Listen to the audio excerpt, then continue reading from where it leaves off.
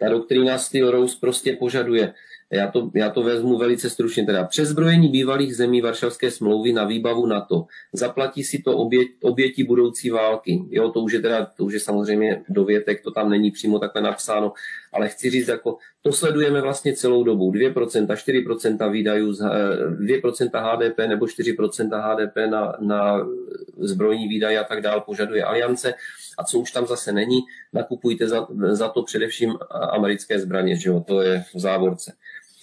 Znovu zavedení odvodu do armády, pozor, jo, bod 2, znovu zavedení odvodu do armády v těchto zemích, odvedenci jsou určení do první vlny útoku na Rusko, předpokládané ztráty jsou 80%. Ta doktrína hovořila o kontingentu východní a střední Evropy, který v podstatě tam, kde se neplánuje příliš velké logistické zabezpečení, včetně zdravotnického, že jo, toto je ten důvod.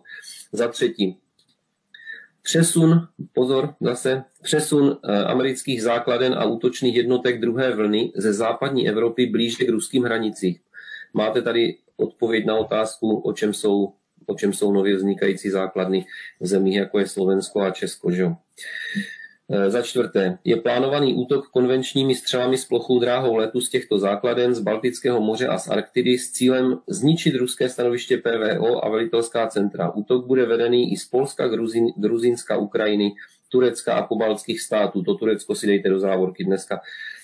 Počítá se s totálním zničením těchto států a celé východní Evropy ruským protiútokem. Tak, to je odpověď tomu tazateli, kdyby mohlo dojít na ruský protiútok v podstatě do zemí, jako jsme my a tak dále. O tom jsem tady dlouze mluvil.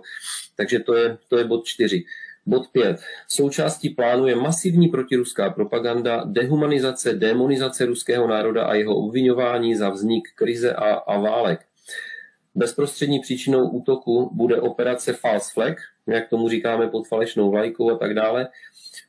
Údajně třeba to už jsou výplody, tady údajně Rusy sestřelené letadlo, potopení lodě, může to být třeba zásah skladu umělých hnojiv, jako jsme tady měli 15. listopadu minulého roku a tak dále, málem tedy.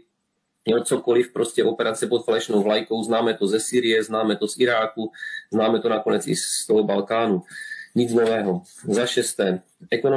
Ekonomické oslabení EU a pokles eura a masová řízená imigrace z Afriky. Obyvatelstvu